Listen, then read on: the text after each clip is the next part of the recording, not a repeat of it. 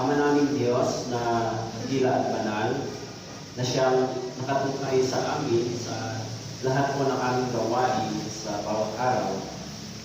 Narito po kami sa iyong harapan ngayon na nagsasama-sama at nagtitipon-tipon upang ipagpatuloy ang aming buhay pananampalataya na tinanggap namin sa pamamagitan ng kapangyarihan ng inyong salita. Bagamat sa aming mga sarili, kapos po kami sa kaalaman, mahina po kami, Panginoon, kulang po kami sa karunungan, kaya lagi po kami dumadalangin sa inyo na tulungan niyo po nawa kami. Tulungan kami ng kapangyarihan ng banal na Espiritu na malakaran namin ang inyong kalooban. Nagpapasalamat po kami sa inyo, Panginoon, sapagkat noong unang panahon, bagamat lumakad kami sa aming mga sariling pagnanais, lumakad kami sa makasalanang pamumuhay, subalit dahil po sa inyong habag sa amin, ibinigay po ninyo ang inyong bugtong na anak upang sa pamamagitan ng kanyang banal na dugo na dumanang doon sa cross, matanggap namin ang kapatawaran ng aming mga kasalanan. Tinipon niyo po kami bilang inyong pamilya, bilang isang iglesia na tinubos ng inyong banal na dugo. Kaya ngayong umaga, kami po ay nakaupo sa inyong harapan, nagtitipon at nagnanais na marinig ang inyong salita. Patuloy kaming dumadalangin, Panginoon, sa inyo sa pagbangon ng Catanduanes sa mga pamilya na tinamaan po ng bagyo. Tulungan niyo rin po yung aming mga leader ng aming bansa. Tulungan niyo rin po kami, Panginoon, na ingatan sa virus na patuloy na sumisira at kumukuha ng buhay. Proteksyonan niyo po kami laban sa virus na ito upang hindi po ito maging hadlang sa kaangatal at pagpapahayag ng Ebanghelyo. Sa araw na ito, buksan niyo po ang aming mga puso't isipan upang ang mga salita po ninyo ay dumating sa aming mga puso. Pagilagay po ninyo ang salita ninyo sa labi ng inyong likod upang ito ay maipahayag. Maraming salamat po. Purihin po kayo. Ito po ang aming dalangin sa pangalan ni Jesus. Amen. Okay? So, kung may Bible po kayo, ay buksan po ninyo sa aklat ng Genesis o Genesis. Doon lamang po sa unang aklat ng Biblia, chapter 3. Okay, Genesis o Genesis chapter 3. Babasahin po natin hanggang verse 9. Okay? Genesis chapter 3, verse 1 hanggang verse 9. Okay? Genesis chapter 3, verse 1 hanggang verse 9. Okay? So, basahin po natin ang sabay-sabay, dahan-dahan, 3 to 1. Ang ahas na ay higit na tuso kaysa alinman sa mga mailap na hayop sa palat na nilikha ng Panginoong Diyos. Sinabi niya sa babae, sinabi ba ng Diyos, huwag ninyong kakainin ang mula sa alinmang punong kahoy sa halamanan? Sinabi ng babae sa ahas, makakain namin ang bunga ng mga punong kahoy sa halamanan. Subalit, sinabi ng Diyos, huwag ninyong kakainin ang bunga ng punong kahoy na nasa gitna ng halamanan. Huwag ninyo itong hihimuin, kundi kayo'y mamamatay. Subalit sinabi ng ahas sa babae, tiyak na hindi kayo mamamatay, sapagkat nalalaman ng Diyos na kapag kayo'y kumain noon, ay mabubuksan ang inyong mga mata at kayo'y magiging kagaya ng Diyos na nakakakilala ng mabuti at masama. Kaya kung makita ng babae na ang bunga ng punong kahoy ay mabuting kainin, nakakalugod sa tahihin na dapat asahin upang maging matalino, siya ay pumitas ng bunga nito at kinain ito. Binigyan niya ang kanyang asawa ng kasama niya at siya ay kumain. At pareho nabuksan ang kanilang mga mata at nalaman nila na sila ay mahubad. Magkasama silang nagtahi ng mga dahon ng puno ng igos at kanilang ginawang panakit. Narinig nilang piling ng Panginoong Diyos na lumalakad sa halamanan sa malamig na bahagi ng maghapon. Nagtago ang lalaki at ang kanyang asawa sa Panginoong Diyos sa mga punong kahoy ng halamanan. Ng Panginoong Diyos ng lalaki at sa kanya'y sinabi, saan ka nalawin? So, ito po ang salita ng Diyos. Pag-aralan po natin dito po sa Genesis, no, kung paano yung isang kwento na napakahalaga patungkol sa kaligtasan ng isang makasalanan. Okay? Yung salitang Genesis po ay sa English o sa English title, tinatawag po siyang Genesis o Genesis. Okay? Ang meaning po ng Genesis ay origin. Kasi dito nakasulat yung istorya kung paano nagsimula yung kwento ng sanlibutan ito. So, mapapansin po natin dito sa mga talata na ating binasa, okay, yung kwento tungkol sa pagtukso, pagbagsak ng tao, at kung paano dito rin po nakasulat, unang-una na i-prophecy yung tinatawag na Ebanghelyo. Okay? Kaya mababasa po natin yan sa verse 15. Okay? Pagkatapos ng pagkakasala ng tao, mababasa natin dito sa verse 15, yung first promise tungkol sa Ebanghelyo. Nakalagay sa verse 15, maglalagay ako sa iyo at sa babae ng pagkakuot sa isa't isa at sa iyong binhi at sa kanyang binhi.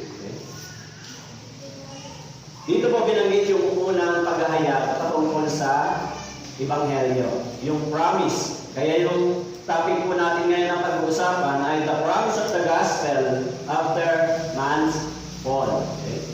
O yung pangako ng Ebanghelyo pagkatapos na pagbagsak ng tao. Mapapansin natin doon sa unang talata, no, yung conversation. Sinabi mo doon, ang ahas nga ay higit na tuso kaysa alinman sa mga mailat na hayop sa parang na nilikha ng Panginoong Diyos. Okay? Sinabi niya sa babae, sinabi ba ng Diyos, huwag ninyong kakainin ang mula sa alimang punong kahoy sa halamanan? Actually, yung Genesis chapter 1 hanggang chapter 2, yung creation, kung paano ibinigay ng Diyos yung gawain din sa tao, at pagdating sa chapter 3, dito po nagsimula yung tinatawag na broken relationship ng tao sa Diyos. Kaya dito sa chapter 3 verse 1, mapapansin natin yung salitang serpent. Okay? Binanggit doon ang ahas. Ang ahas nga ay higit na tuso kaysa alinman sa mga mailang na hayop sa parang na nilikha ng Panginoong Diyos. Okay? Alam natin yung salitang ahas o serpent ay, kung titignan natin sa kwento dito po sa Genesis, no, parang isang kwento na kung saan may ahas ba na nagsasalita? Bakit? May ahas ba na nakikipag-usap sa tao dito? Actually, yung topic ng Genesis ay kinote ng ilang mga apostles or sinabi din na ni Paul, no? Sinabi niya doon na ang ahas, no? At sinabi din ni John din tungkol kung sino ba yung ahas na tinutukoy dito. Okay? Kaya pag binasa po natin sa Revelation, may interpret ng maayos kung sino ba yung ahas, sino ba yung serpent. Okay? Pero dito, sabi ko, ang ahas ay higit na tuso kailanman alinman sa mailang na hayop sa parang na nilikha ng Panginoong Diyos. Sinabi ba ng Diyos, huwag ninyong kakainin ang mula sa alinman muna ng kahoy sa halamanan? Ito yung unang question. Actually, pag binalikan natin yung kinote ng devil doon sa scripture ay medyo may konting tinatawag na misleading. Actually, pag binasa natin sa chapter 2, verse 16, hindi yung salitang sinabi pa ng Diyos.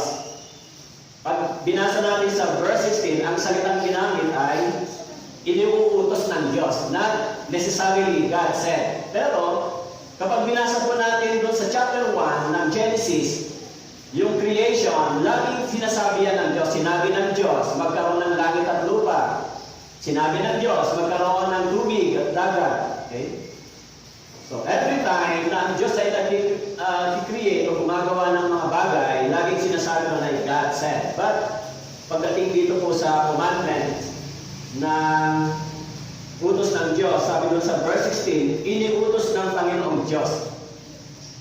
Pero pagdating sa chapter 3, ang quote ng Ahaz, sabi niya, sinabi ba ng Diyos? Actually, meron ng misleading dito sa conversation between Eve and Satan, o yung serpent. Kung titignan natin, medyo may mga ilang mahalagang bagay. Nagsasalita ba talaga ang diablo o ang serpent? Doon po sa Luke chapter 8, verse 33, the demonic spirit evidently had the ability under certain circumstances to indwell human or animal bodies. In this occasion, Satan chose to indwell the body of a precursor serpent. Actually, doon sa Luke chapter 8, unang-una, binasa doon sa gospel, saan ba nag-i-indwell yung espiritu o masamang espiritu? Sinabi rito, pagkatapos ay lumabas ang mga demonyo sa tao at pumasok sa mga baboy at ang katawan ay dumalubog sa bangin patungo sa lawa at nalunod. Kaya doon sa panahon ng Genesis, yung serpent ay pumapasok, o sa panahon to, yung serpent ay pumapasok sa tao. Nag-i-influence sa Luke chapter 8, sinabi rito, yung serpent. Pagdating po doon sa Luke chapter 22 verse 3, binanggit din kung paano si Satanas ay pumasok kay Judas. Kung ganon, yung masamang espiritu o yung Satan in the spirit ay pwedeng mag-dwell o mag-indwell sa animals or sa hayop. Kaya dito po sa Luke chapter 8:33, sila ay pumasok sa baboy. Tama po? Nag-indwell sila sa baboy. At pagdating sa Luke chapter 22, verse 3, pumasok si Satanas kay, kanina po pumasok kay Judas. So, kung gano'n, mapapansin natin na yung masamang espiritu sa Satan ay nag-i-indwell. Minsan sa animals, minsan sa hayop. Kaya doon sa Genesis, ito yung istorya na kung saan yung espiritu ng diablo ay pumasok at nakipag-usap sa tao. It is possibility. Okay? Sino ba yung serpent? Who is the serpent? The serpent that appeared to Eve is later revealed to be none other than Satan himself. So mababasa natin sa Revelation chapter 12 verse 9. At itinapon ng malaking dragon, ang matandang ahas, ang tinatawag na diablo at Satanas, ang magdaraya sa buong sanlibutan. Siya itinapon sa lupa at ang kanyang mga anghel ay itinapon kasama niya. So, kung titignan natin yung salitang ahas dito sa chapter 3, ma-identify natin sino ba ito? Yung kausap ni Eve, kausap ni Eva sa panahon na ito. Okay? Even doon po sa 2 Corinthians chapter 11 verse 3, the Apostle Paul quote this kind of animal. Sinabi ni Paul sa 2 Corinthians chapter 11 verse 3, ngunit ako'y natatakot na kung paano si Eva ay dinaya ng ahas sa pamamagitan ng kanyang katusan. Ang inyong mga pag-iisip ay mailigaw mula sa katapatan at kadalisayan kay Kristo. Maging si Paul, ginoon niya, sino ba yung nadaya? Kaya minsan sinasabi po ng ibang mga tagapagturo, meron silang paniniwala na yung kwento doon po sa Garden of Eden, o yung kwento patungkol sa chapter 3 ng Genesis ay isang allegorical or tinatawag minsan na mythology o myth. Pero sabi po nito ni Apostle Paul kung paano si Eva ay dinaya ng ahas sa pamamagitan ng kanyang katusuhan. Maging sa Romans chapter 16 verse 20, binanggit din ni Paul, at si Satanas ay dudurugin ng Diyos ng kapayapaan sa madaling panahon sa ilalim ng inyong mga paa. Okay? In Revelation chapter 20 verse 2, binanggit din kung sino yung Satan. Sinong gaban niya ang dragon, ang matandang ahas, na ang diablo at Satanas. Ginako siya ng ilang libong taon. Okay? Even in the Old Testament, there is a similar Actually, that the animal was spoken in order to address the man's ignorance to God's word. Naalala niyo ba sa lumang tipan na may nagsalitang hayop? Saan pong kwento? Libro yan. Diyan po sa Numbers chapter 20. Okay? Sa Numbers chapter 20, 22 verse 28, doon po sa kwento, nagsalita ang asno. Okay? Ibinuga ng Panginoon ang bibig ng asno ay ito nagsabi kay Balaam, ano ang ginagawa ko sa iyo? Upang ako iyong paluin mo ng 3 ulit. Okay? Meron ding istorya na yung hayop ay nagsalita. Nagsalita siya dahil sa ginagawa ng tao. Okay? Kaya, maging sa 2 Peter, chapter 2, verse 16, ngunit siya sinaway sa kanyang sariling pagsuway. Isang asnong hindi makapagsalita ang nagsalita sa tinig ng tao at pinigil ang kabaliwan ng propeta. In the 2 Peter chapter 2, verse 16. Kung gano'n, sa istorya, patungkol dito kung bakit yung serpent ay mayroong conversation sa tao, it is possibility na yung si Satan ay nag-indwell doon sa hayop o sa animals. Okay? Pero binabanggit dito pagdating sa pag-quote ng scripture. Sinabi ba ng Diyos? Actually, sinabi, ang asang unang nagtanong kay Eve, sinabi ba ng Diyos, huwag ninyong kakainin ang mula sa 5 punong kahoy sa halamanan? Kaya kung babalikan natin yung chapter 2, verse 16, actually, hindi yung sinabi niya, kundi it is God's commandment. Iniutos ito ng Diyos. Iniutos ng Diyos. Eh? Sino ba si Satan? Who is the Satan before he was born into the scene? Mababasa natin yung kanyang karakter sa Ezekiel chapter 28, verse 13. Okay? Ezekiel chapter 28, verse 13, ikaw ay nasa ibe ng halamanan ng Diyos. Bawat mahalagang bato ay iyong kasuotan, ang sardio, topasyo, diamante, berilio, onyx, aspe, sapiro, karbunko, at esmeralda, at ang pinto at ang pagkayari ng inyong pandereta ng inyong mga plato ay nasa iyo. Sa araw na ikaw ay lalangin, inihanda ang mga ito. In verse 14 and 15, ilagay kita na may pinahirang kerubin na nagbabantay. Ikaw ay nasa ibabaw ng banal na bundok ng Diyos. Ikaw ay naglalakad sa gitna ng batong apoy. Ikaw ay sakdal sa iyong mga landas mula sa araw na ikaw ay lalangin hanggang sa ang kasamaan ay matagpuan sa iyo. This is the Satan, kung sino siya nagsimula. Actually, yung unang character ni Satan ay hindi siya evil. Hindi siya tinatawag na bad spirit. Okay? Binabanggit dito kung sino siya. Sinasabi doon sa verse 14, inilagay kita na may pinahirang kerubin, nagbabantay. Ikaw ay nasa ibabaw ng banal na bundok ng Diyos.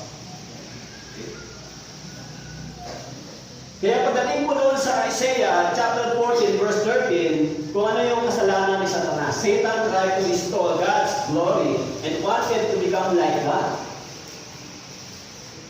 Sa Isaiah chapter 14 verse 13, sinabi mo sa iyong puso, ako'y aakyat sa langit sa itaas ng mga bituin ng Diyos.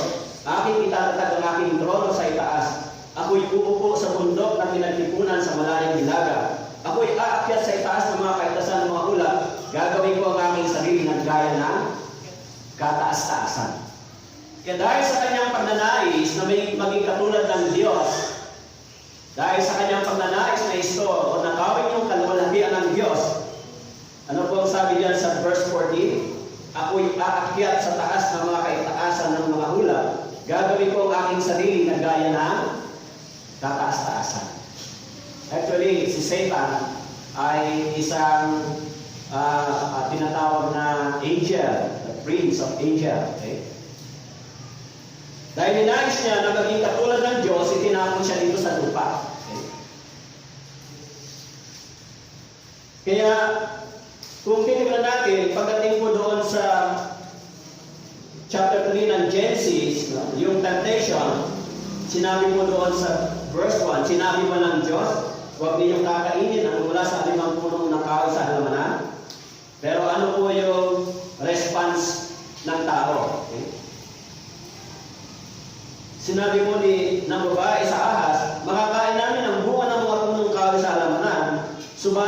sinabi ng Diyos, huwag ninyong kakainin ang bunga ng punong kahoy na nasa halamanan, nasa gitna ng halamanan, huwag din ninyo itong hihipuin, kundi kayo'y mamamatay. So, pagdating po doon sa chapter 2, sa chapter 3, verse 2 and 3, merong changes na understanding doon sa God's commandment. Okay? Sinabi ng babae, subalit sinabi ng Diyos, huwag ninyong kakainin ang bunga ng punong kahoy na nasa gitna ng halamanan. Huwag din ninyo itong hihipuin, kundi kayo'y mamamatay. Pag ikinumpara natin yung sinabi ng babae na verse 3, doon sa verse 16 and 17, meron ng konting, ano po ang tawag dito? Meron ng dagdag, di ba? May dagdag. Actually, walang sinabi ang Diyos na huwag niyo itong hihipuin. May sinabi ba ang Diyos doon sa chapter 2, verse 16 and 17?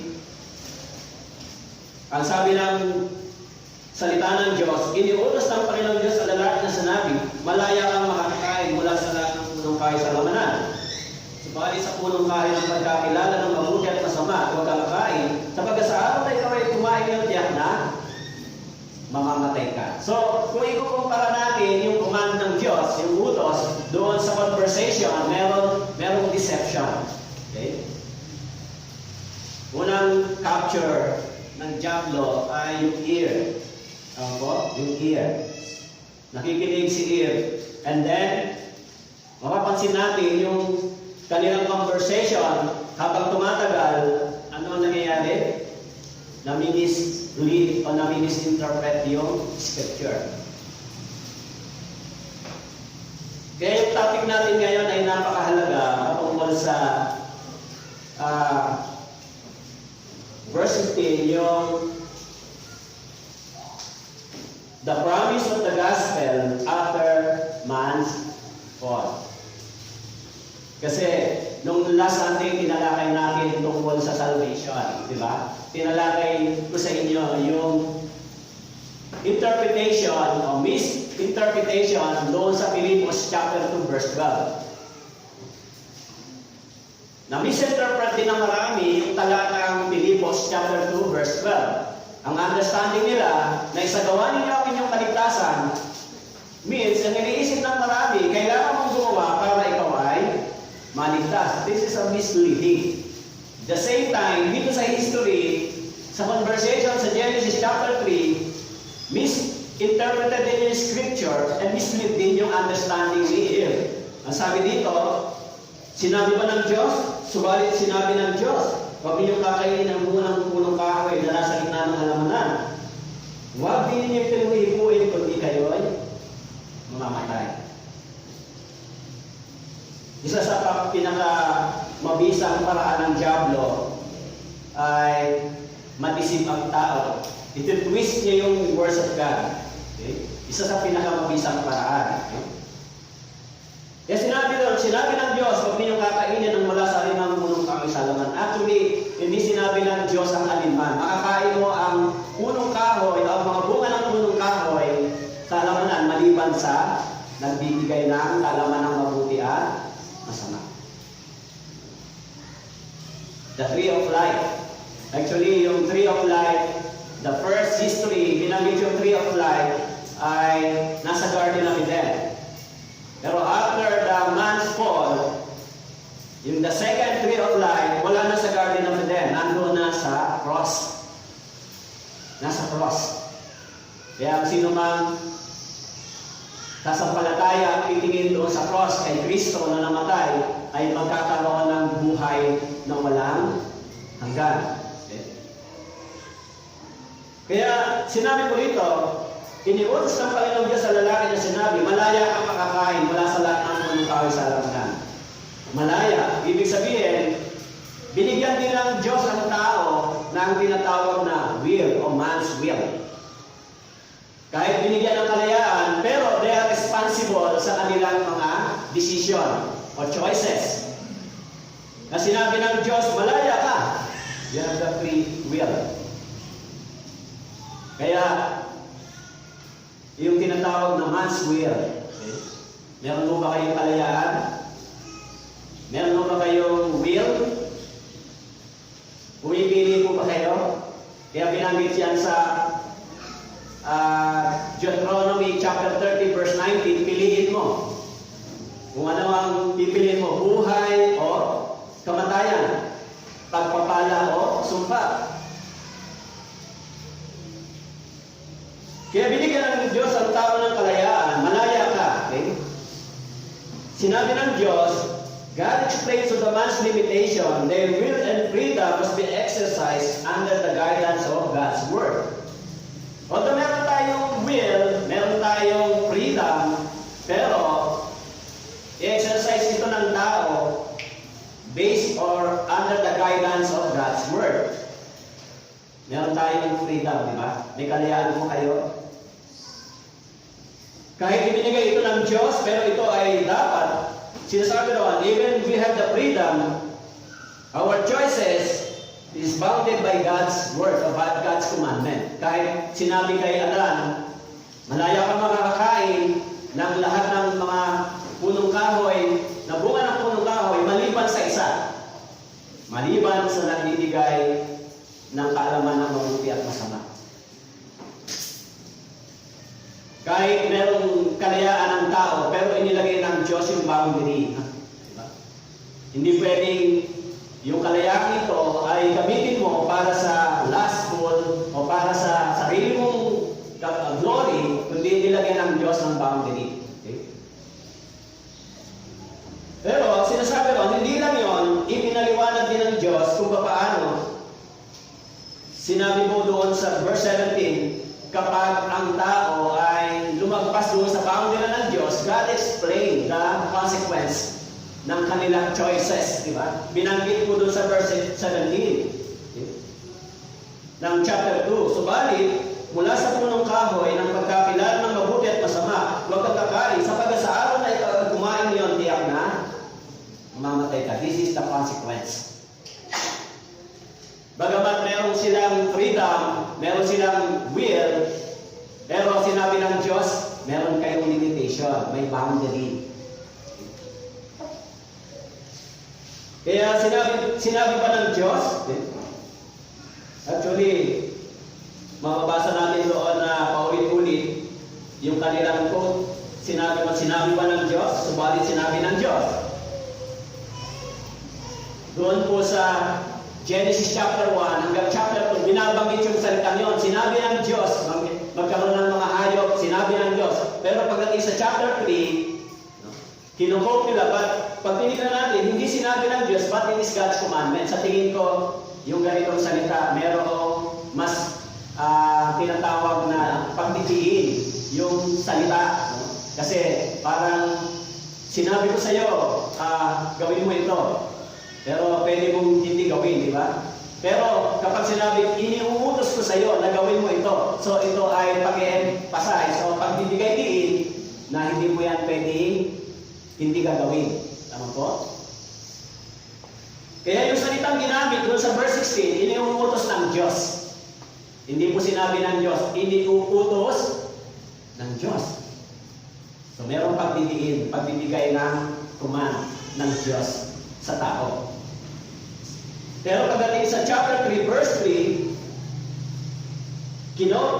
dito ni Eve, sinabi ng Diyos, huwag ninyong kakainin ang bunga ng punong kahoy na nasa gitna ng halamanan. Huwag ninyo itong hipuin, kundi kayo ay mamamatay. This is additional, di ba? Gusto ko lang bigyan ng konting application yung binanggit ni Eve sa ating panahon. Konting similarity sa ating panahon, di ba? Kasi ang pinag-uusapan dito ni Eve at saka ng Diablo ay yung buhay. Yung buhay. Pinag-uusapan dito, sinabi ng Diyos, kapag kumain ka yan, ikaw ay mamamatay. It means, there is a possible, yung buhay ay maglolos. Kaya sinabi dito, sinabi po na huwag ninyo itong ihipuin kundi kayo mamamatay. Actually, sa ating panahon, maraming ganitong pagtuturo sa salita ng Diyos. Patungkol lalo na po sa kaligtasan. Kasi pinag-uusapan sa Biblia ay hindi po knowledge, hindi po religion, ang pinag-uusapan dito ay buhay at kamatayan. Ang pinag-uusapan dito, ang dinidisip dito ni Satan ay yung buhay. Okay? Maging sa ating panahon, maraming mga ganitong interpretation sa Biblia. Sinabi ba ng Diyos? Halimbawa yung pinag-aralan natin last Sunday. Sinabi ba ng Diyos? Isagawa mo yung kaligtasan para maligtas ka? Sinabi ba ng Diyos? Isagawa mo yung kaligtasan mo para manatili ang kaligtasan mo, makapasok ka sa langit? Sinabi ba yan ng Diyos? Actually, hindi yan sinabi ng Diyos. Isagawa mo yung kaligtasan mo para ka maligtas? Sa ating panahon, sinasabi yan ng maraming nagtuturo. Di ba? Kailangan isagawa mo yung kaligtasan mo para ikaw ay makapasok sa langit. Kailangan isagawa mo yung kaligtasan mo para hindi mawala, para hindi maglaro. This is the same conversation between Satan and Eve himself. Sinabi ba ng Diyos na huwag yung hihimuin? Sinabi ba ng Diyos para makapasok ka sa langit, kailangan mong gumawa? Kailangan mong magsikap? Sinabi ba yan ng Diyos? Sinabi ba mo ng Diyos yan sa atin? Sa Biblia, inutos ba ng Diyos para makapasok ka sa langit? Kailangan mong gumawa ng mabuti? Kailangan mong maging religyoso? Kailangan mong mabait? Sinabi ba ng Diyos yan para makapunta ka sa langit? Kailangan mong gawin ito? Actually, wala pong sinasabi ang Diyos na gano'n sa atin. Maging si Eve, hindi sinabi ng Diyos sa kanya na sinabi ba ng Diyos sa kanya, huwag mong hihipuin. Sinabi ba ng Diyos sa kanya yun? Wala pong sinabi. Doon sa verse 16, ang sabi lang, iniuutos ng Diyos sa kanya. Iniutos kay Adan. Kasi ang topic natin ngayon ay yung the promise of the gospel after man's fall. Kaya yung pinanta ng mga buhay kanina ay lagi may kinalaman sa gospel. Di ba? Sinabi ba ng Diyos na kapag nagdesisyon ka na tanggapin si Jesus ay ligtas ka na? Sinabi ba yun? Sinabi ba ng Diyos kailangan mong magsikap? Kailangan mong magsikap para makapunta ka sa langit? Kailangan mong magsikap makapasok sa langit? Actually, hindi po yan iniutos ng Diyos. Of course, after salvation, sinabi ng Diyos, iniutos ng Diyos na tayo ay dapat gumawa pagkatapos ng ating kaligtasan. Kaya yung history ng deception, yung history ng gospel, kung paano ito nagdi-deceive ay paulit-ulit lang, repetition lang. Even in our time, no? From the ancient history and up to the present, yung history ng misinterpretation ng gospel, yung misleading ay repetition lang, repetitive lang, paulit-ulit. Madidisip lang yung tao kapag hindi pa totoo na po, naligtas. Kasi bakit po? Hanggat yung Espiritu ng Diyos wala sa atin, hindi natin ma-discern, hindi natin ma-detect. Ano ba yung truth? Ano ba yung tamang teaching ng Biblia? Kasi yung Espiritu ng Diyos ang tunay na nagbibigay sa atin ito.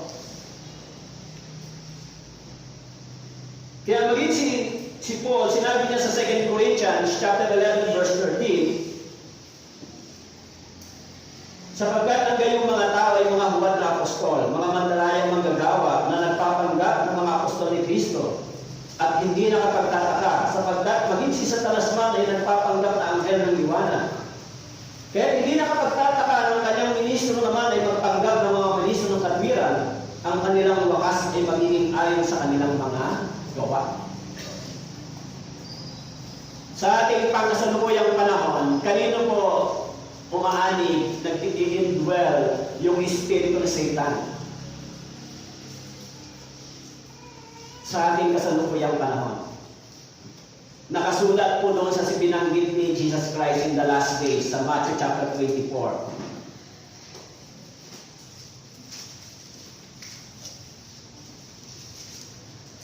Sinabi po doon,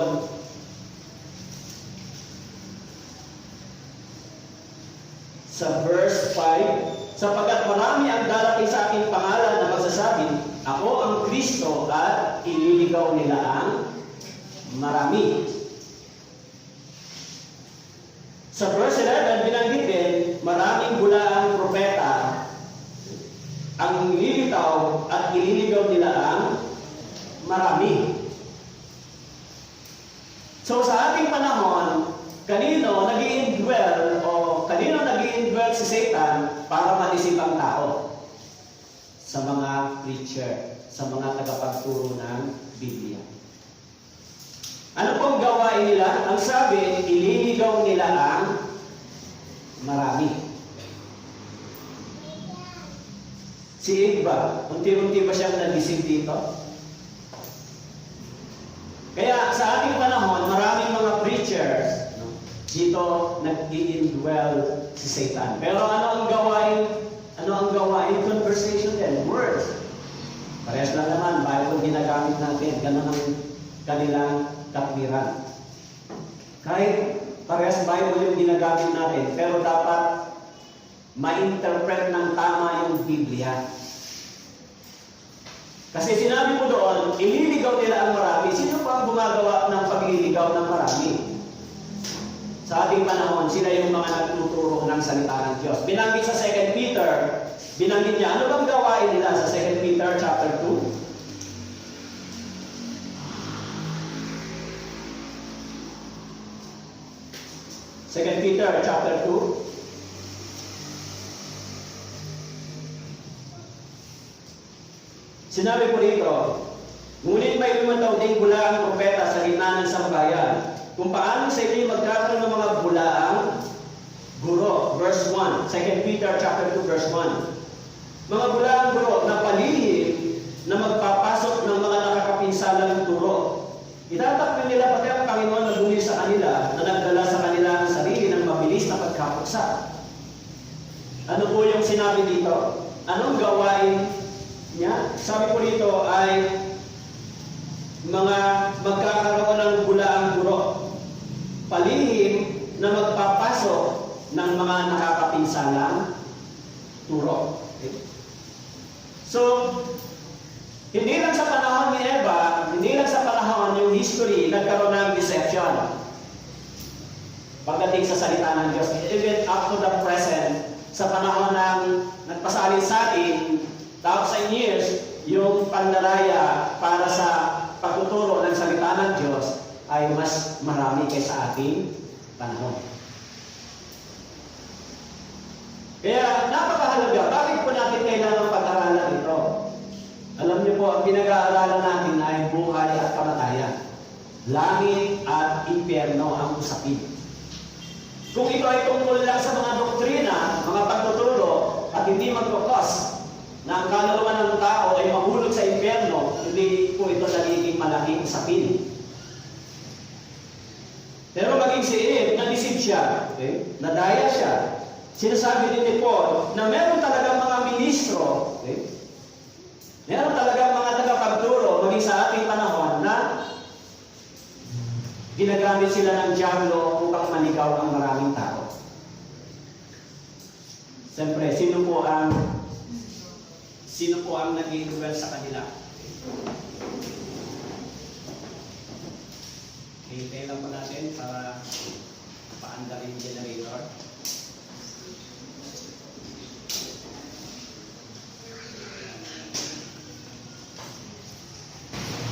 Sana tayo. Babalik na naman tayo sa misa. Yung pinaka mahalaga ay sa pagtuturo. Makot muna yung attention ng tao, di ba? So, kapag nakikinig na kayo ng maayos, mas makaka-focus, mas makukuha na yung ating pinag-usapan. Pero kapag nag-break yung momento, yung discussion, sana makabalik kayo dun sa una. Okay, tuloy po tayo sa chapter 3.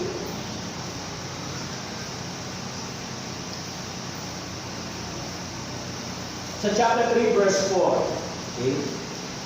Verse 4 and 5. Sinabi po doon, subalit sinabi ng mga sa babae, tiyak na hindi kayo mamamatay, sapagkat nalalaman ng Diyos na kapag kayo kumain noon ay mabubuksan ang inyong mga mata at kayo magiging kagaya ng Diyos na nakakakilala ng mabuti at masama.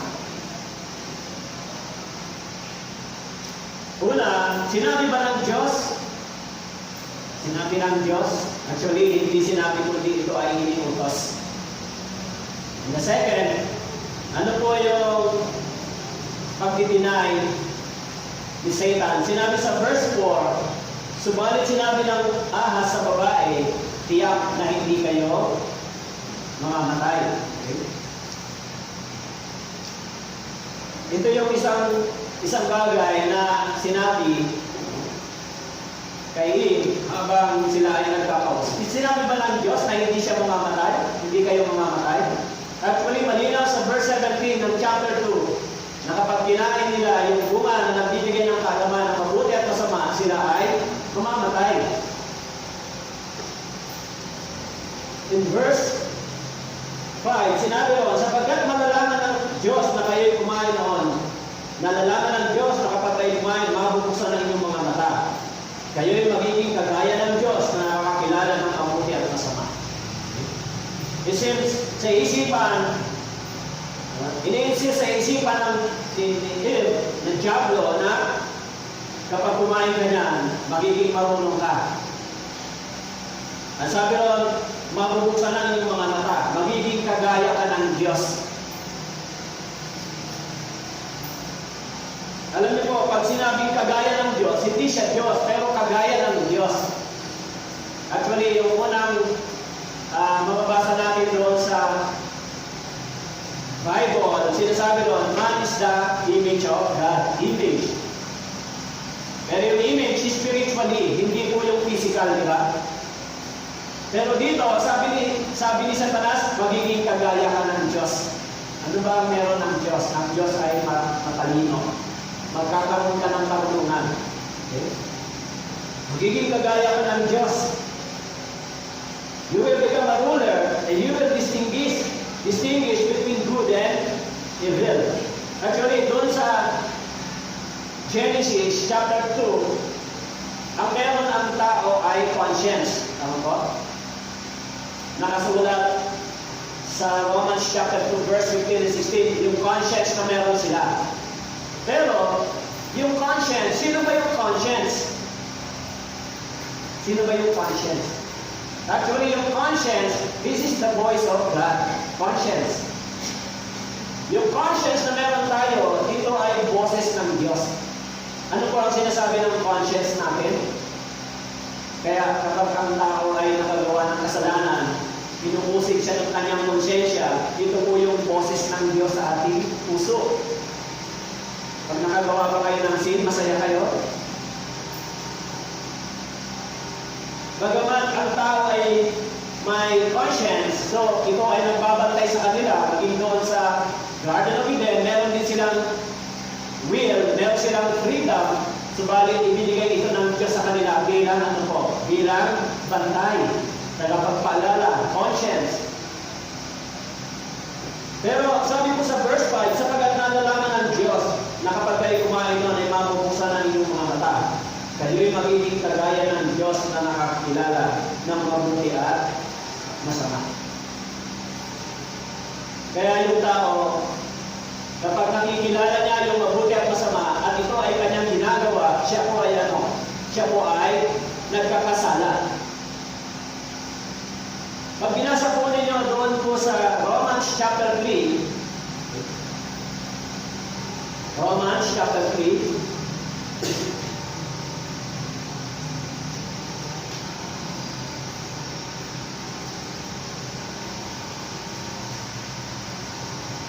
sinabi po doon sa verse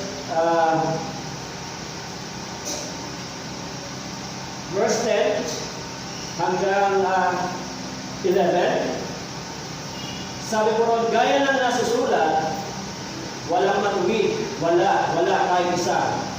Wala ni isang nakakaunawa, wala ni isang umahanap sa Diyos.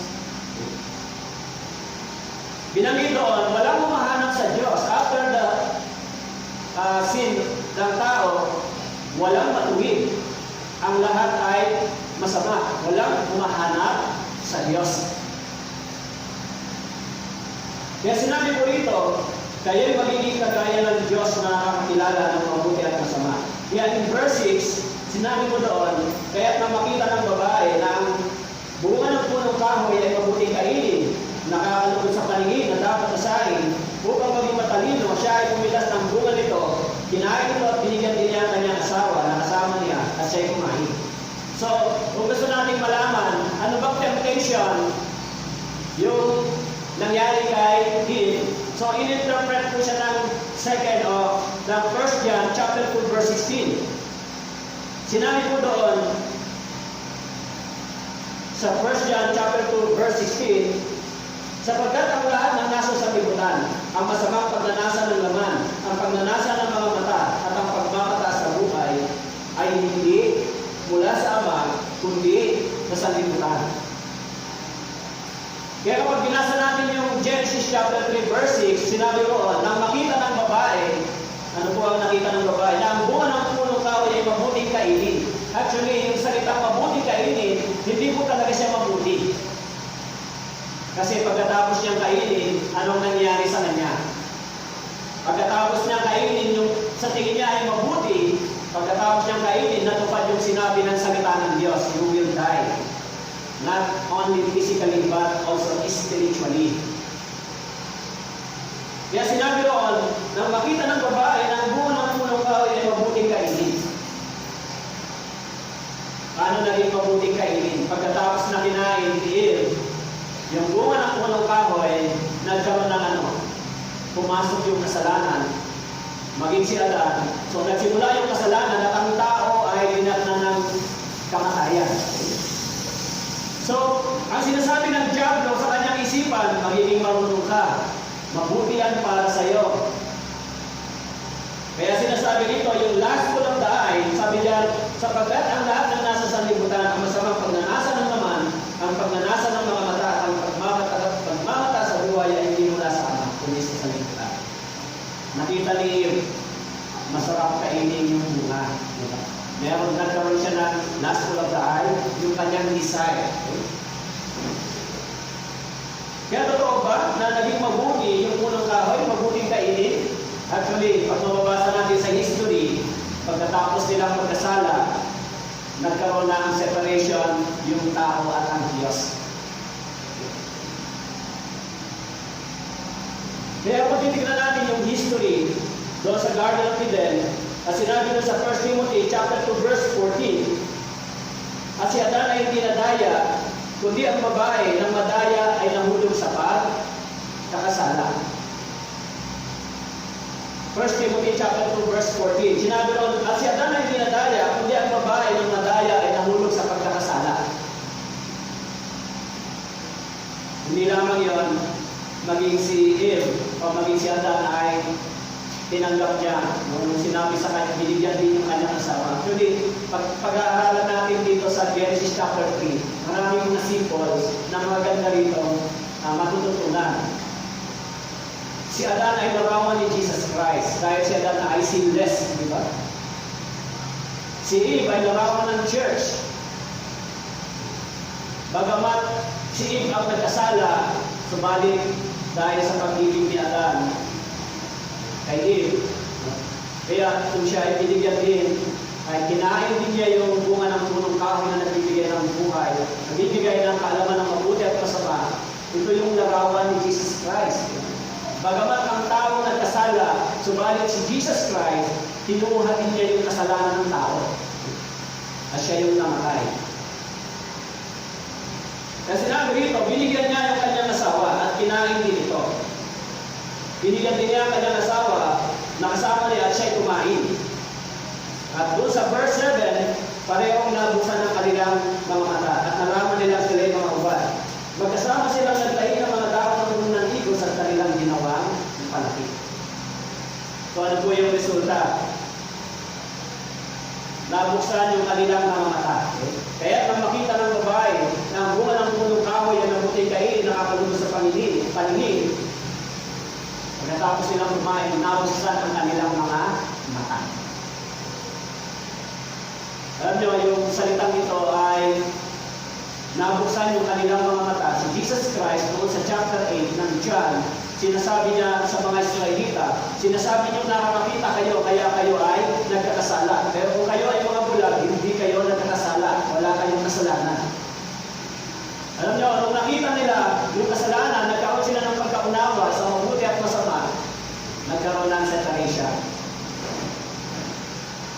nagsimula yung tinatawag na pagkasira ng relasyon ng Diyos at ng tao. Sa pagitan ng Diyos at ng tao, yung naging hadlang po ay yung kasalanan. Kung gano'n, kung sa pagitan ng Diyos at ng tao, paano ang tao makakapagbalik sa Diyos?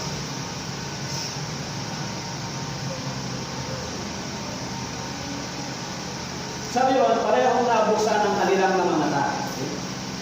Sabi po rito sa verse 7, sa ating panahon, yung verse 7, meron ditong effort ang tao, di ba? Pwede siguro patay na natin para walang distraction sa ayun. Okay lang?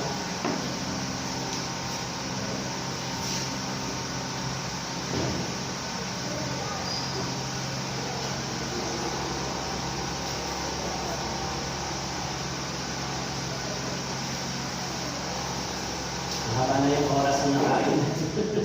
Okay lang mo, mag-extend tayo hanggang alas 3.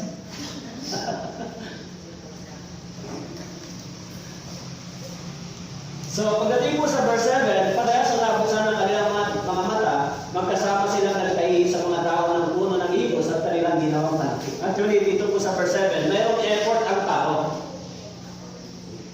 Ano po yung effort ng tao dito? Ang sabi po doon, sinusubukan nilang remedyohan yung kanilang sin. Sabi doon, magkasama silang nagtahi ng mga dahon ng puno ng higos sa kanila at ginawa nilang panlakit. So sabi po roon, meron silang sinubukan nilang i-cover yung kanilang kahihiyan.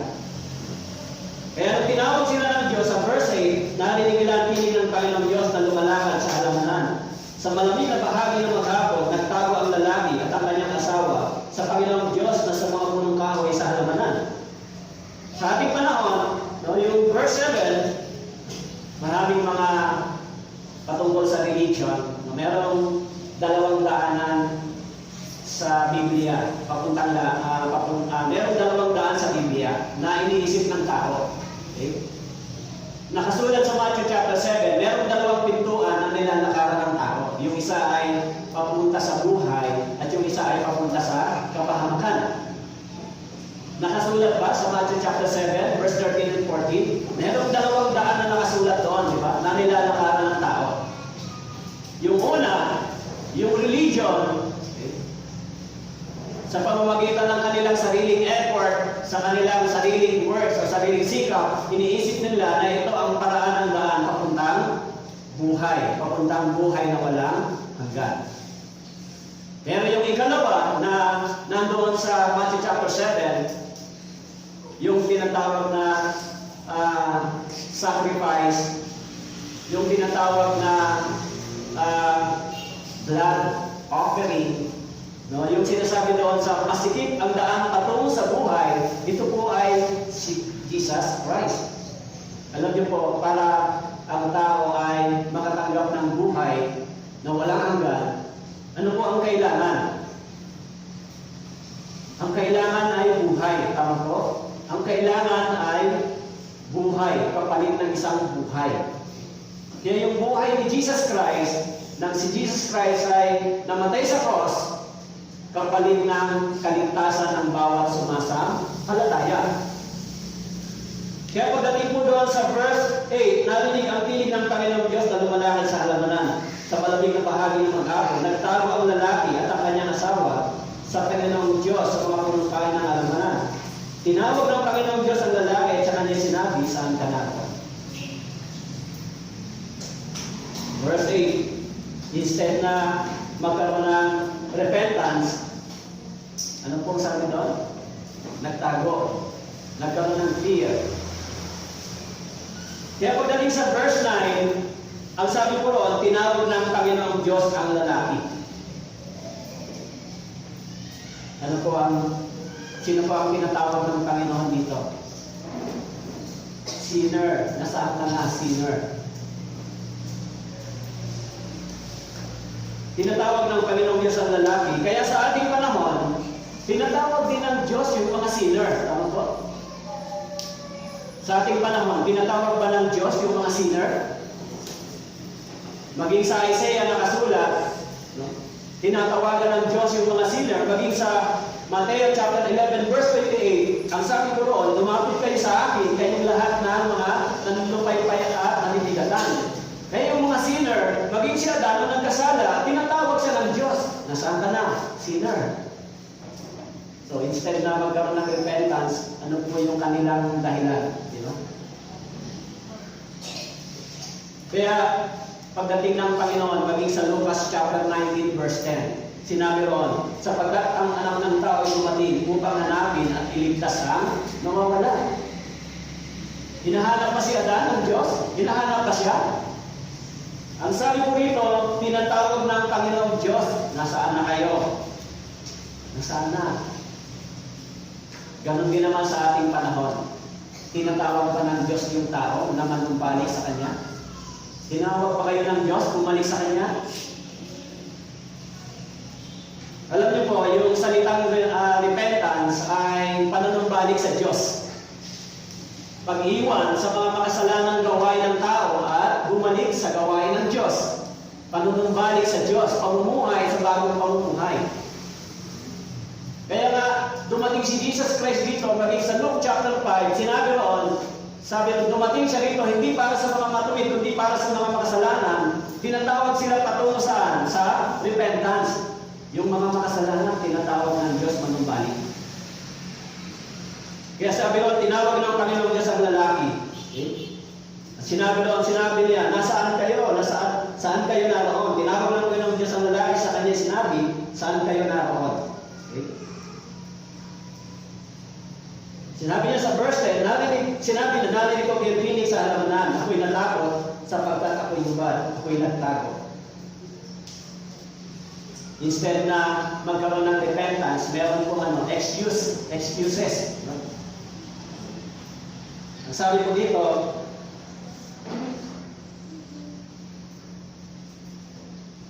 sa verse 10, narinig ko kayo rinig sa halamanan, ako'y natakot sapagkat ako'y hubad, ako'y nagtago. And then sa verse 12, sinabi ko roon, sa verse 12, sinabi ng lalaki, sa verse 11, sinabi na, sinong nagsabi sa iyo, ikaw ay hubad? Kumain ka ba ng bunga ng punong kahoy na ininit sa iyo, at huwag mong kainin?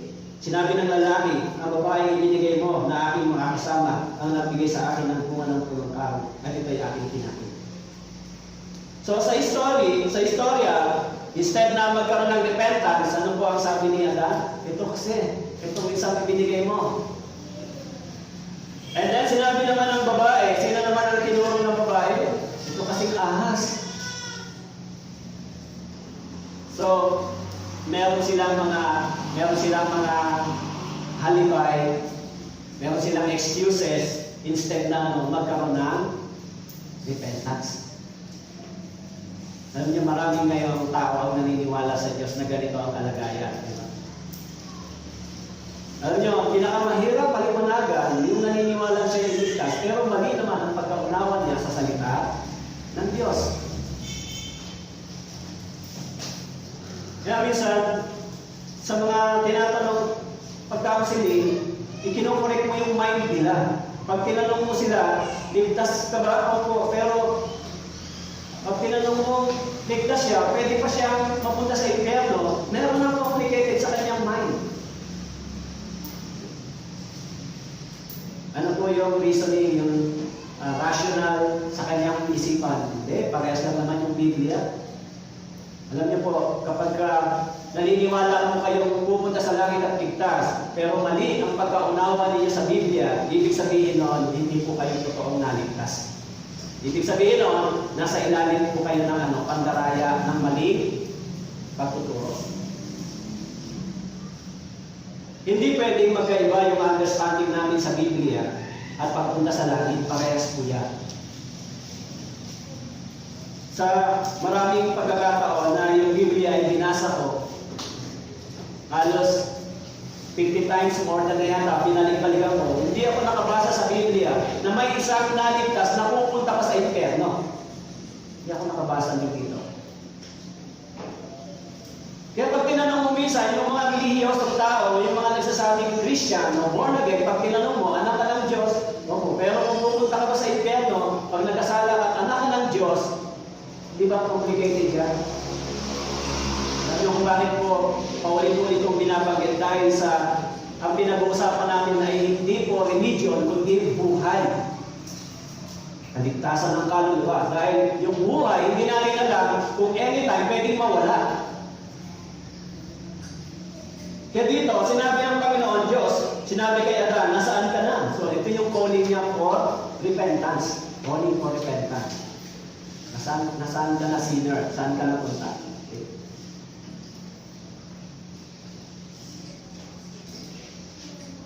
Kaya dito po sa verse 14, okay, binigay yung judgment. Sa verse 14, sinabi ko nito, sinabi ng Panginoon Diyos sa Ahas, sapagkat ginawa mo ito, ay sinumpa ka ng higit sa lahat ng hayop, ng higit sa bawat mailas na hayop sa palad. Ang iyong tiyan ang ipaggagapang mo, at alam mo ang iyong kakainin sa lahat ng mga araw ng iyong buhay. Itong physical serpent nag-transform from visible to spiritual serpent. Kaya binanggit doon sa Revelation, kasama ng dragon at ang matandang ahas, yan po yung serpent, yan yung diablo. Kasama ng mga bulaang propeta na ihahagi sila ng buhay doon sa apoy ng impyerno. Kaya binanggit doon yung judgment. Kaya doon sa Revelation chapter 12 verse 9, sinabi roon, at itinapon ng malaking dragon, ang matandang ahas, ang tinatawag na diablo at satanas, ang mandaraya sa buong sanlibutan. Siya itinapon sa lupa at ang kanyang mga anghel ay itinapon kasama niya. Actually, hindi lang naman si Satanas yung bad spirit. Sabi ron, may mga kasamang bad angel, okay? Bad spirit. Kaya, ibinigay yung judgment. Pagdating po sa verse 15, ito yung keyword, o key verse natin. Dito unang ibinigay yung promise patungkol sa gospel. Kaya sa verse 15, sinabi ko roon, maglalagay ako sa iyo at sa babae ng pagkapuot sa isa't isa. Sa iyong binhi at sa kanyang binhi, ito'y dudurog ng iyong ulo at ikaw ang dudurog ng kanyang sako. Maglalagay ako sa iyo sa babae ng pagkapuot sa isa't isa. Actually, yung battle, nagsimula dito between the good and evil. Maging doon sa 1 Peter chapter 5, verse 8 and 9, sa ating panahon, sinabi ko, magpakatino kayo, magbantay kayo. Ang diablo na inyong kaaway ay tulad ng iyong gumagala at umuungal na umahanap ng kanyang malalapa. Siya'y labanan ninyo, maging matatag sa inyong pananampalataya, yabang inyong nalalaman na ang mga gayong hirap ay nararanasan ng inyong mga kapatid sa buong sanlibutan. Even sa church, hanggang sa ating panahon, mayroong battle between the evil spirit, Satan. Sinabi nito, magbantay kayo. Ang diablo na inyong kaaway ay tulad ng iyong gumagala. This is a battle. Siya'y labanan ninyo. Maging matatag kayo. Kaya sinabi ko, maglalagay ako sa iyo sa babae ng pagkapuot sa isa't isa. So for the 1,000 generation, hanggang sa ating panahon, nangyayari yung ganitong pakikipagdigma. Kaya sinabi ni Paul, maging doon sa Ephesians chapter 6, verse 10, meron tayong pakikipagdigma spiritual. Dahil dito. Pero sa ating panahon, si Satan ba ay nasaan? Sa ating panahon. Sinasabi po, no, sa ating panahon, si Satan ay nakasama sa mga religious organization, sa politics. Siyempre, siya ang influencer, di ba? Kaya nga si Judas, ano po ang sabi doon? Pumasok si Satanas kay Judas. At anong ginawa ni Judas?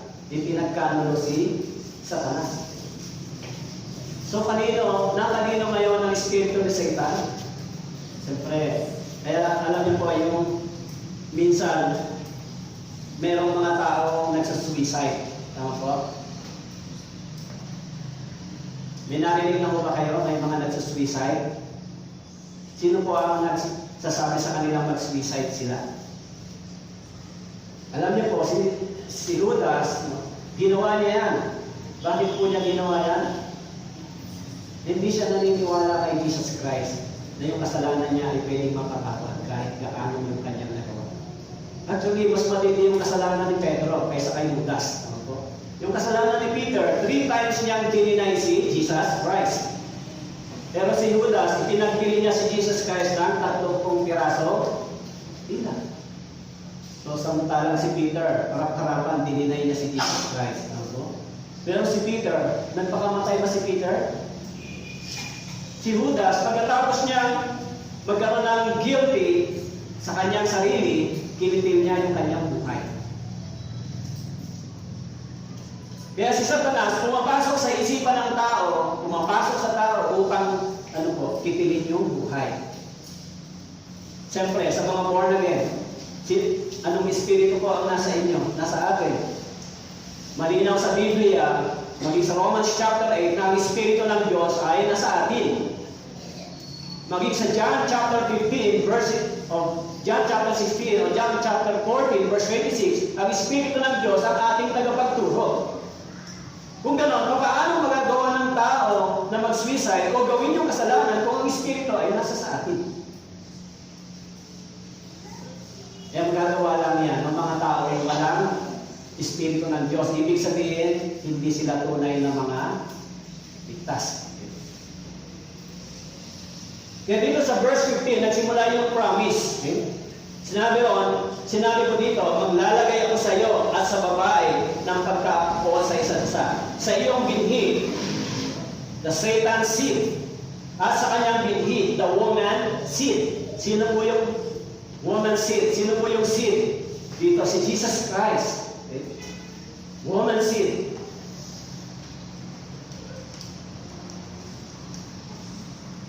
So kaya po, si Satan ay marami ring mga kampon, di ba?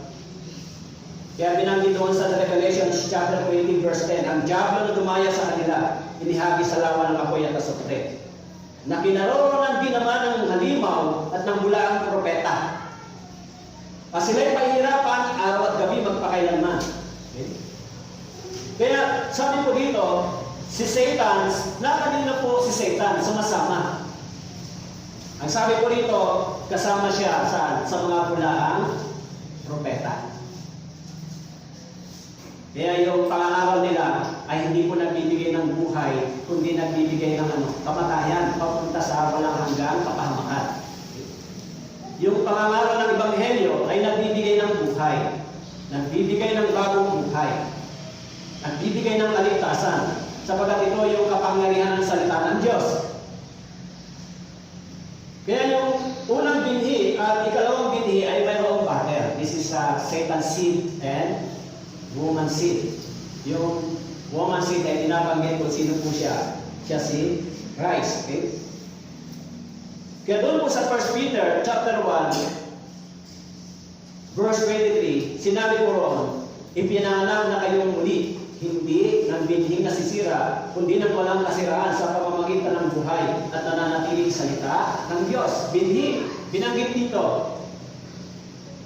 Maging sa Galatians chapter 3 verse 16, binanggit yung binhi. Ngayon, ang mga pangako ay ginawa kay Abraham at sa kanyang binhi, si Jesus Christ.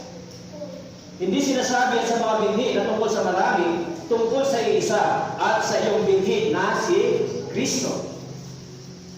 Kaya dito, yung tinatawag na proto-evangelium, o dito unang in-announce yung tinatawag na ebanghelyo.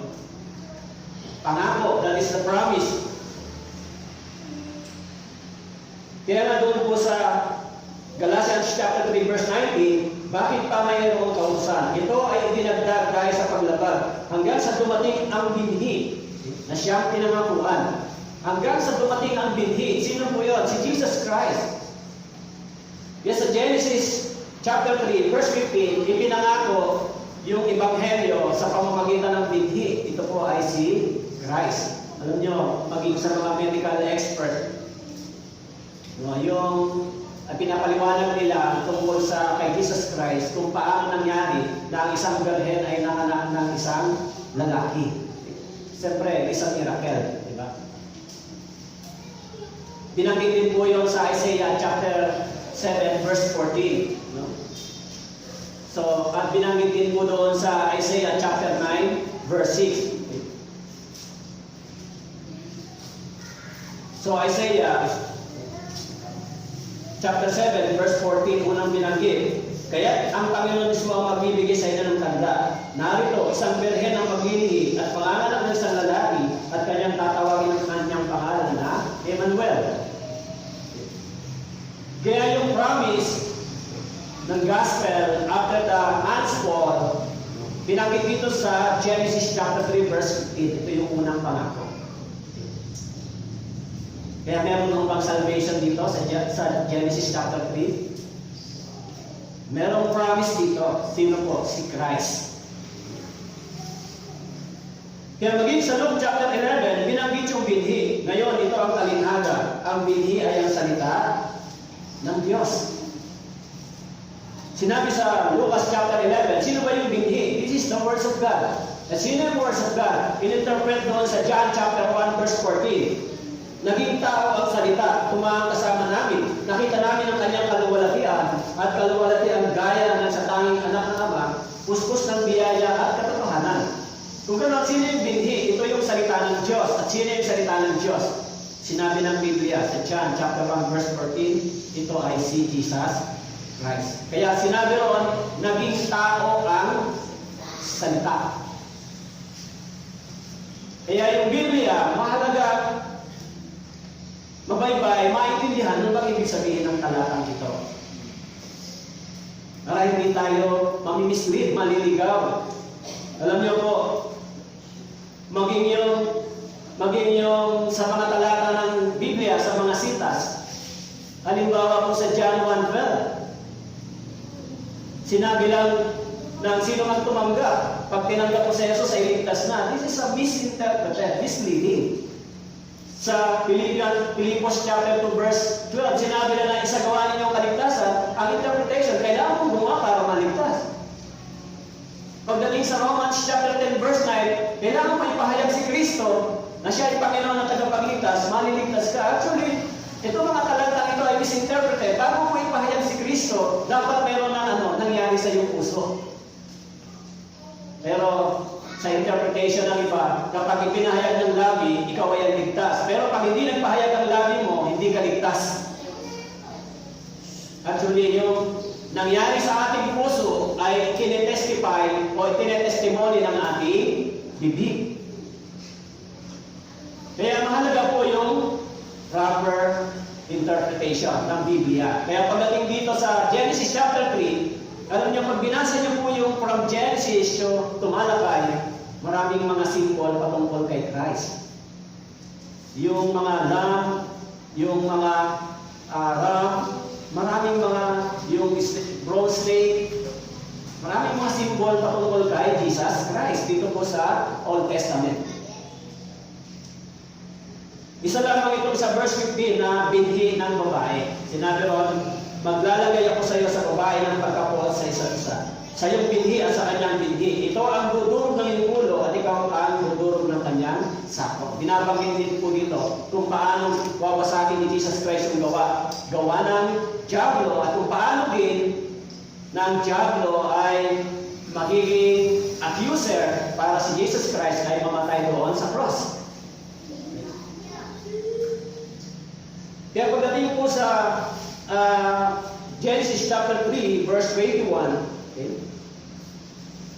Lagpas po tayo. Genesis chapter 3 verse 21, okay? At iginawa ng Panginoong Diyos si Adan at ang kanyang asawa ng mga kasuotang balat at sila ay dinamitan. Sabi po rito, pagkatapos ng kasalanan ng tao, mayroong ginawa ang Diyos. Tama po.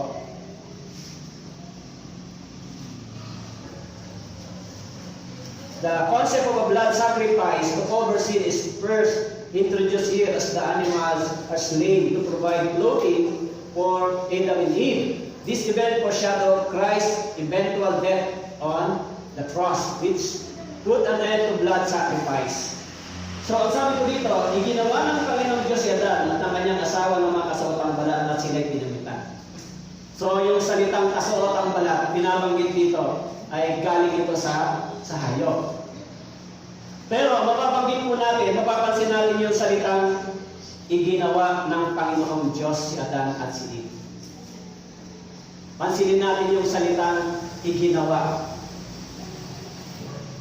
Ano pong ibig sabihin ng iginawa ng Diyos si Adan?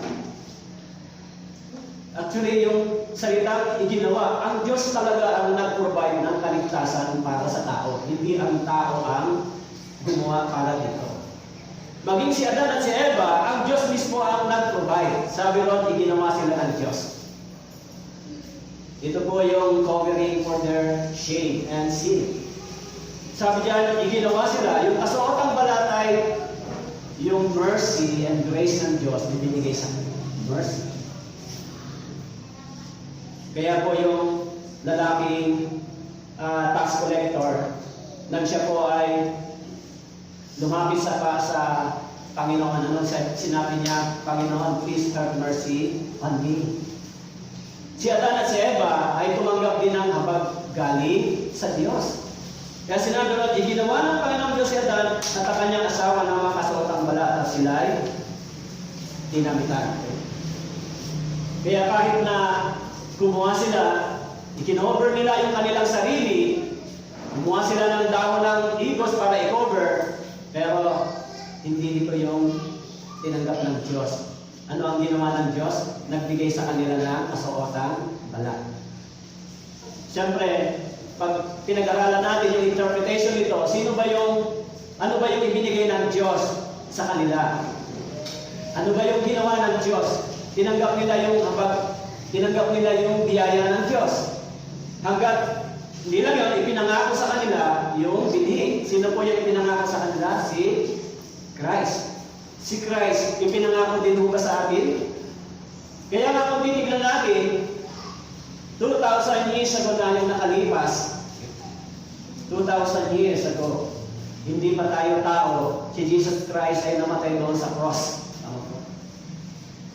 Pero si Jesus Christ ba ay promise din para sa atin? Actually, si Jesus Christ ay promise para sa lahat ng mga sinner. Promise, pangako. Hindi lamang sa kanila, hindi lamang sa bansang Israel, si Jesus Christ ay promise para sa lahat ng mga sinner. Walang ibang daan. Walang ibang paraan. Okay? Kaya doon sa Hebreo chapter 9, verse 22, sa katunayan sa ilalim ng kautusan, halos lahat ng mga bagay ay nililinis ng dugo. At kung walang pagdanak ng dugo ay walang kapatawaran ng mga kasalanan. So, yung pananampalatayang ito ay mayroon pong blood. Okay? Yung pananampalataya ni Abraham, yung pananampalataya na pinasimulan ng Diyos, mayroong tinatawag na blood sacrifice. Okay? Kaya sabi diyan, sa ilalim ng kautusan, ito po ay yung law of redemption, pagtupos. Halos lahat ng mga bagay ay nililinis ng dugo. Kung walang pagdanak ng dugo ay walang kapatawaran ng mga kasalanan. So, kaninong blood yung dumanak dito? Kay Jesus Christ. Pero doon sa Genesis, kaninong blood yung dumanak? Siyempre sa Lamb. So, ito yung shadow ni Jesus Christ. Kaya pagdating puro sa Leviticus chapter 17, verse 11, sapagkat ang buhay ng laman ay nasa dugo at aking ibinibigay sa inyo sa ibabaw ng dambana upang ipagtubo sa inyong mga kaluluwa. Sapagkat ang dugo'y siyang tumutubos dahil sa buhay. Kaya kung wala pong blood, kung wala pong death, kung wala pong namatay doon sa cross, wala pong makapapasok sa langit. Diba? Kaya kung ang paraan lang ng tao ay sa sariling kaisipan, sariling decision, so wala pong sacrifice and offering doon. Makakapasok lang ang tao sa langit kung mayroong sacrifice for the sin offering. Kung mayroon para sa kanya. Kung nalaman niya kung sino ito. Kaya nga doon sa Romans chapter 5 verse 9, lalo pa nga ngayong itinuturing tayong ganap sa pamamagitan ng kanyang dugo ay maliligtas tayo sa galit ng Diyos sa pamamagitan niya. Ngayong itinuturing tayong ganap sa pamamagitan ng kanyang dugo. Ganon din naman sa Ephesians chapter 2 verse 13, subalit ngayon ay nakay Kristo Jesus kayo na nung una'y malayo, inilapit sa pamamagitan ng dugo ni Kristo. Kaya yung Genesis chapter 3 verse 21, marami po siyang mga verses o talata na sumusuporta Na dito, nang ang Diyos ay gumawa ng kasuotang balat, it means dito nagsimula yung tinatawag na pagpatay sa hayop. Yung tinatawag na bleeding of the animals. First, bleeding of the animal. Yung larawan ni Jesus Christ sa ating panahon. Sa 1 John chapter 1 verse 7, ngunit kung tayo lumalakad sa liwanag na tulad niya na nasa liwanag, may pakikisapan tayo sa isa't isa. At ang dugo ni Jesus na kanyang anak ang lumini sa atin sa lahat ng kasalanan. Ang dugo ni Jesus. Kaya kung binasa po natin yung Leviticus, Book of Leviticus, mababasa natin doon yung maraming pagpatay ng hayop. Sacrifice and offering. Sacrifice offering. Mabasa natin doon sa Exodus kung paano nagsimula yung redemption, yung tinatawag na Passover. So, ang kanilang dinatay ay yung lamb. Okay? Kaya yung pananampalataya ng Biblia na itinuturo from Old Testament to the New Testament ay bloody. Bloody. Okay lang po. Okay lang po. Kaya kung titignan natin, pag piniga natin yung Biblia doon sa Old Testament, ang lalabas ay dugo ng hayop. Pero pag piniga natin yung Bible sa New Testament, ang lalabas ay dugo ni Jesus Christ. So kaya yung Biblia, yung pananampalataya natin ay hindi yung bloodless. Yung pananampalataya natin ay mayroong blood. Ibig sabihin, kaya tayo tumanggap ng dakilang biyaya ng Diyos, hindi po dahil sa turo ng religion. Kaya ho, bakit ko po binakulit-ulit sa inyo? Kasi sa history ng Christianity sa ating panahon, yung isang bagay na laging yung burden ko sa maraming pagtuturo sa ngayon, yung pagtuturo ng kaligtasan sa ating panahon ay napakarami. Siguro, naiintindihan ako dito ng ibang mga galing sa iba't ibang denomination na napuntahan mo. Ako rin, yung history ko, kaya napakahalaga po ng pagtuturo ng kaligtasan ng ayon dito sa salita ng Diyos. Kasi sa ating panahon, hindi po major ang salvation, pagtuturo sa church. Inalis na yung focus ng pagtuturo sa church, ng salvation. Pero kung titignan natin yung Biblia, kaya ibinigay sa atin para maituro yung tamang kaligtasan. Wala nang ibang mas mahalaga pa dito, kundi yung kaligtasan ng tao, kaligtasan ng kaluluwa. Pero ang nakakalungkot, marami nga sa ating panahon, iba't iba ang pagtuturo ng kaligtasan. Merong nawawala, merong by words, merong by pagpili, merong baptism.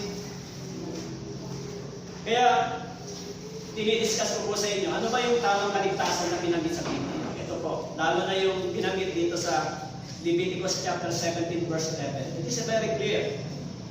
Sapagkat ang buhay ng laman ay nasa dugo, at tanging ibinibigay sa inyo sa ibabaw ng dambana upang ipantubos sa inyong mga kaluluwa. Sapagkat ang dugo ay siyang tumutubos dahil sa buhay. So, sino yung pantubos sa ating mga kaluluwa?